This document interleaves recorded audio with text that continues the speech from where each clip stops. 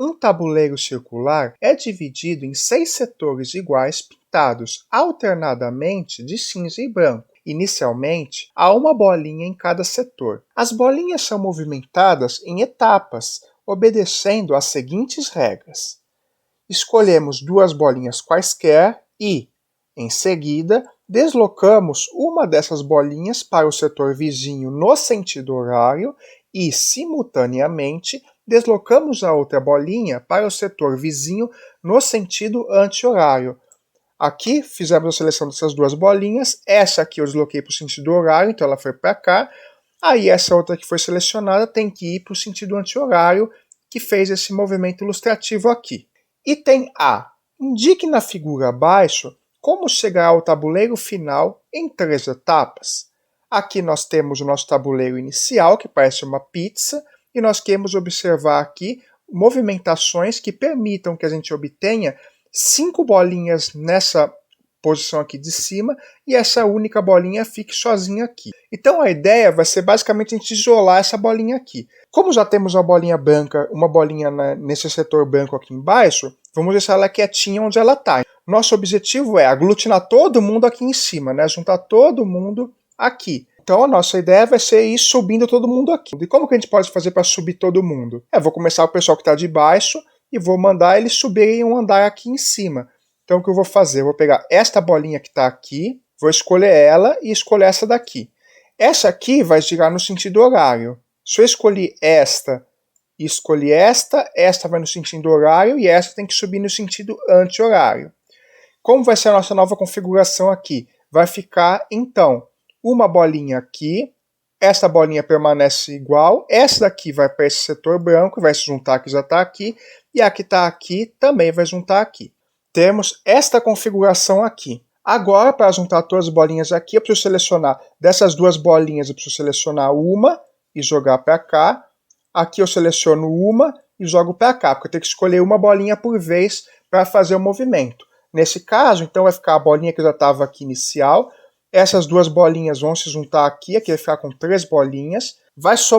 Aqui vai sobrar uma bolinha e aqui vai sobrar uma bolinha. E essa bolinha que está aqui no canto continua a mesma. E, finalmente, eu seleciono esta bolinha aqui, giro no sentido horário e vai para cá.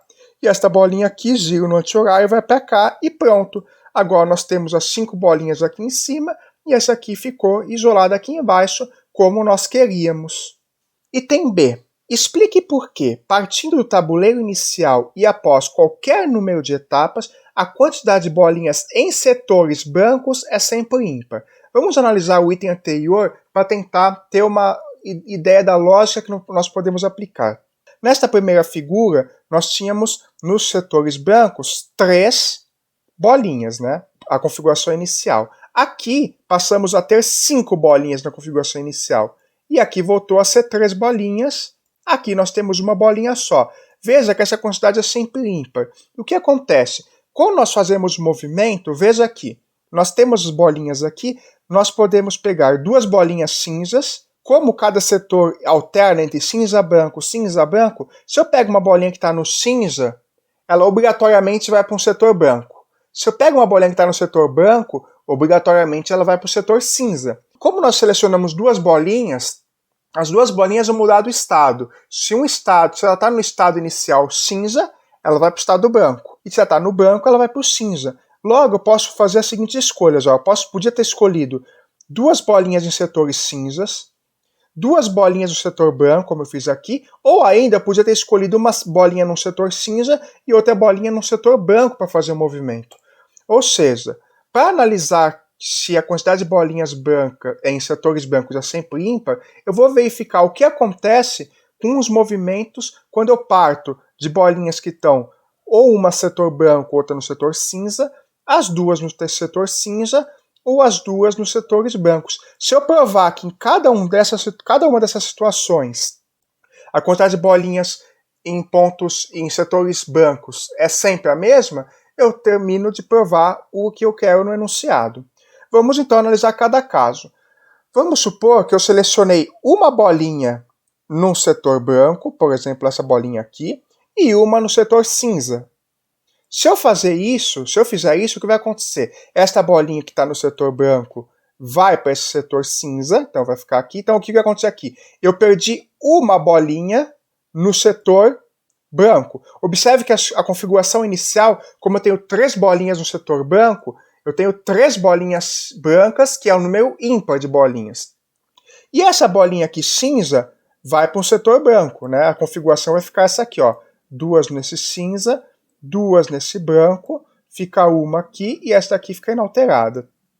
Observe que esta saiu do branco e foi para o cinza, eu perdi uma bolinha no setor branco. Mas essa foi do cinza para o branco. Então aqui eu ganhei uma bolinha no setor branco.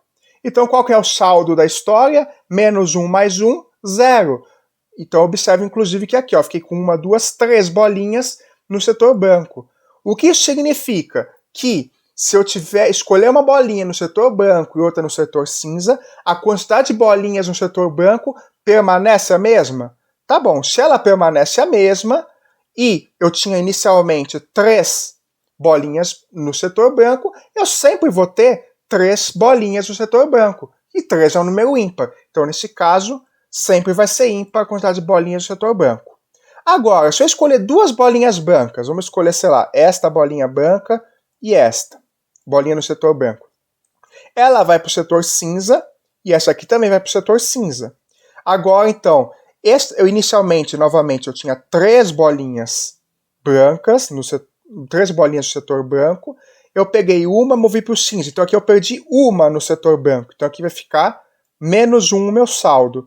E aqui também, estava no setor branco, foi para o cinza, eu perdi uma. Então o que vai acontecer? Aqui vai ficar com 3 bolinhas. Aqui fica com essas 3. E o setor branco aqui, que tinha 3 bolinhas, vai cair para quantas bolinhas? Uma bolinha só. Por quê? Eu perdi uma bolinha desse setor e uma dessa. O saldo aqui foi menos 1, menos 2. Se eu selecionar quaisquer bolinhas que estão nos setores brancos, eu sempre vou perder 2 bolinhas do setor branco. Só que como a quantidade de bolinhas inicial é 3, e 3 é um número ímpar, quando eu subtrair de um número ímpar um número par, no caso 2, o resultado vai ser sempre um número ímpar, né? 3 menos 2 é 1. Como o resultado vai ser sempre um número ímpar, isso significa que o saldo de bolinhas brancas, quando eu seleciono 2 bolinhas de setores brancos, vai ser sempre um número ímpar. Então, nesse caso, também ocorre o que o enunciado diz. E, finalmente, no caso cinza e cinza, vamos analisar aqui. Ó. Eu selecionei 2 bolinhas no setor cinza. Vou jogar esta aqui para cá e esta para cá. Se no setor branco eu tinha perdido 2 bolinhas, aqui eu vou ganhar. Por quê? Esse setor branco tinha uma bolinha, vai receber uma do cinza. Então aqui o meu saldo vai ser mais 1. E aqui também, o setor cinza foi para o branco, então eu vou ganhar mais 1. O meu saldo aqui vai ser 1 mais 1, que é mais 2. Vai ficar aqui uma bolinha cinza, aqui vão ficar 2 bolinhas nos setores brancos, e essa aqui fica só aqui, ó. Inicialmente eu tinha 3 bolinhas no setor branco, aqui eu fui para 5. Eu ganhei 2. Então, sempre que eu seleciono 2 bolinhas em setores cinzas, elas obrigatoriamente vão para setores brancos. Logo, sempre quando eu realizo um movimento dessa forma, eu somo 2. E inicialmente eu tenho um número ímpar. Então, um número ímpar mais um número par vai sempre resultar em um número ímpar. Aqui no nosso exemplo, 3 mais 2, 5. E aí, então, eu concluo que o número de bolinhas no setor branco, nesse caso, sempre vai ser ímpar também. Logo, nós provamos que nas 3 situações a quantidade de bolinhas no setor branco é sempre ímpar, e isto finaliza esse item. Item C. Explique por que é impossível, partindo do tabuleiro inicial, colocar todas as bolinhas no mesmo setor. O que significa colocar todas as bolinhas no mesmo setor? Se nós tivermos aquela nossa figura, esse nosso círculo aqui, o que acontece?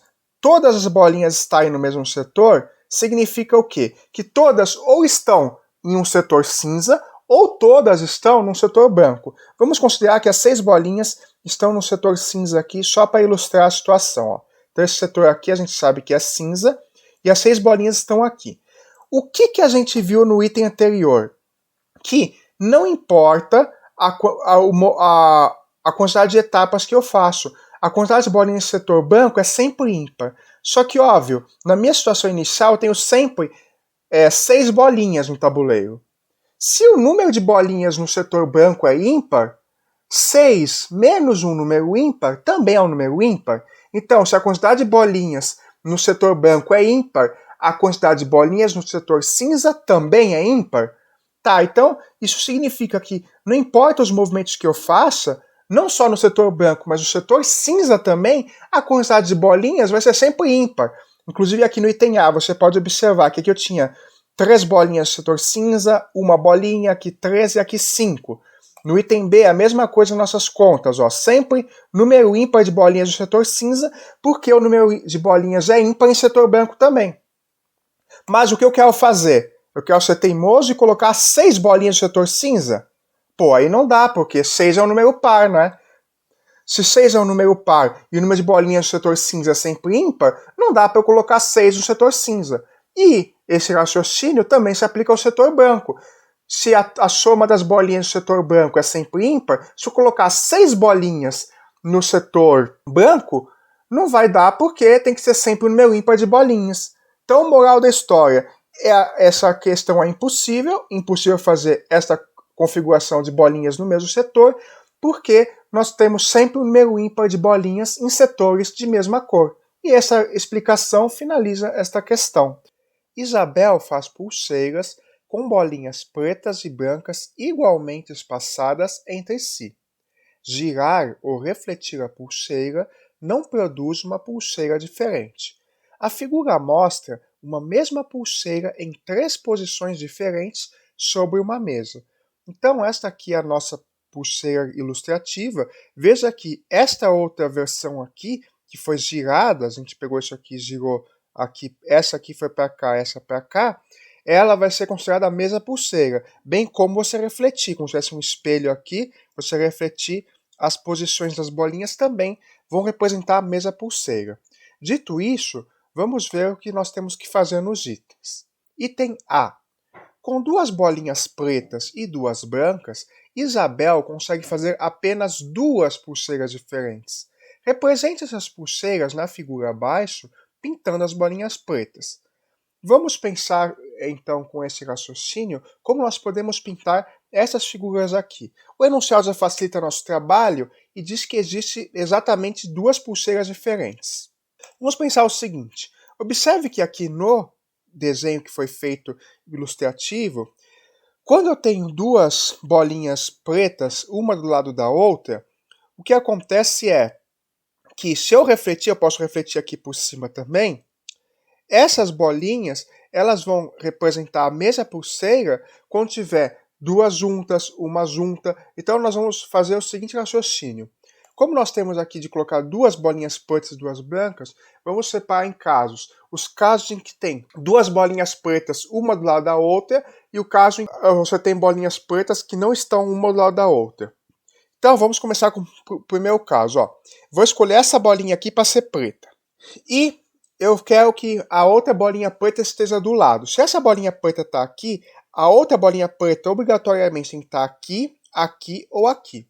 Se ela estiver aqui, por exemplo, veja que como eu posso ficar girando essa pulseira aqui, ó, posso girar quantas vezes eu quiser, não importa quais outras posições eu coloque. Se eu colocasse, por exemplo, aqui só para ilustrar, aqui, ó, se eu pintasse esses dois aqui de baixo, essas 2 pulseiras seriam iguais, que eu ia conseguir girar. Então, se eu colocar 2 bolinhas pretas uma do lado da outra, eu só vou ter uma possibilidade que vai ser essa aqui, a menos, obviamente, reflexões e rotações. E agora, se eu separar as bolinhas pretas, vou de novo pintar a bolinha preta aqui, e agora eu não quero que elas estejam juntas. Bom, para a segunda bolinha preta não estar junto à primeira, não pode estar aqui nem aqui. Logo, só pode estar aqui. E, de novo, pela questão da reflexão e rotação, esta aqui vai ser a única possibilidade. Por isso que, para esse item A, nós temos essas 2 possibilidades aqui, que estão representadas aqui embaixo. Ou eu pinto 2 bolinhas pretas, uma do lado da outra, ou então eu pinto bolinhas pretas que estão opostas uma à outra, e qualquer outra possibilidade para preencher essa pintura das bolinhas vai ser equivalente a uma dessas 2.